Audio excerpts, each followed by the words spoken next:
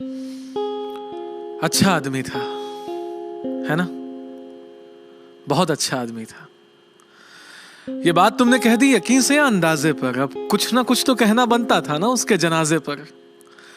नहीं कहते तो जमाने को तुम्हारी अच्छाई पर शक हो जाता, और अगर वो सुनता ना तो खुशी के मारे पागल बेशक हो जाता।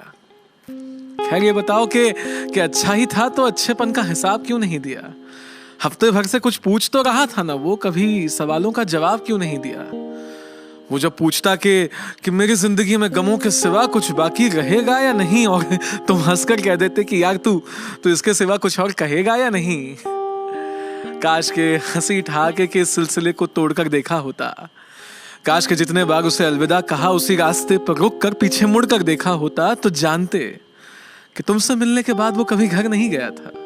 उसके चेहरे से नाराजगी का असर नहीं गया था। वहीं पेड़ के सहारे सड़क के किनारे बैठ जाया करता था, आते जाते मुसाफिरों से रूठ जाया करता था। तुम जानते थे ना कि वो हम सब से कुछ दिनों से बड़ा अलग अलग सा, दूर सा रहता था। पर क्या ये जानते हो कि अकेले पलंग पे लेटा अपने घर में पंखों दीवारों को घूरता रहता था?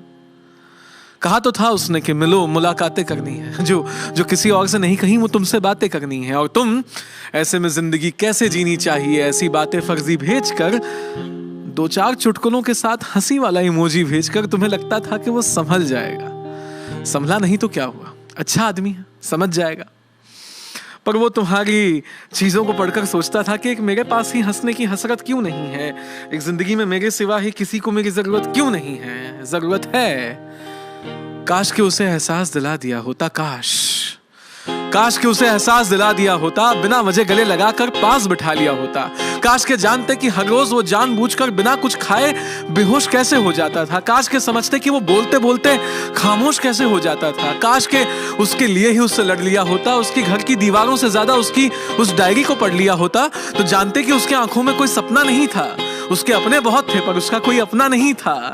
काश के हम में से कोई तो उसके घर पे वक्त पर पहुंचा होता, तो उसने उस दवाई की शीशी को खोलने से पहले कुछ तो सोचा होता। काश। कहते हैं रिश्ते बांधते हैं ना, तो उसके घर में वो जंजीर मौजूद थी। जिस मेज पे दवाई की शीशी थी वहीं माँ पापा की तस्वीर मौजूद थी। पर उस वक्त उसका कोई अपना उसके पास नहीं था। दिल का हर एक दोस्त था तो सही, पर दिल के खास नहीं था। इस बार उसने जिंदगी का रास्ता मौत के जानिब समझा। इस बार उसने चले जाना ही मुनासिब समझा। जाते जाते जिंदगी से सीखता गया। वो अपने आखिरी खत में लिखता गया वो कि मेरी मन मर्जी है कि मेरे दोस्तों को इसमें शामिल मत करना, वहां जाकर परेशान हो जाऊं, इतना काबिल मत करना।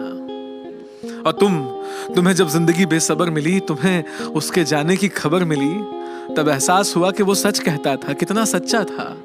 और आज सफेद लिबास पहनकर दुनिया को ये बताने आए हो कि वो कितना अच्छा था। अपने आप को दोस्ती का खुदा, रहनुमा, फरिश्ता सबसे जुदा कहने आए हो। जब तक वो था तब तक तो मिले नहीं, आज आखिरी अलविदा कहने आए हो। खैर, जब वक्त की परतों से लम्हों की धूल हटाओगे, जब उसके कब्र पे फूल चढ़ाने जाओगे, तो थोड़ी सी बेअदब सी, अजब सी, लेकिन नाराज आएगी।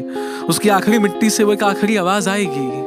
आवाज कहेगी कि ऐसे कई मंजर के गवाह हम सभी खुद हैं। मुझ जैसे कई अच्छे लोग आज भी तुम्हारी महफिल में मौजूद हैं। तो अगली बार मेरे जैसा कोई दिख जाए तो उससे बातें करना, मुलाकातें करना, उसका दिल रख लेना, उसके घर जाकर उसे तोहफे देना और उस दवाई की शीशी को खिड़की के बाहर फेंक देना।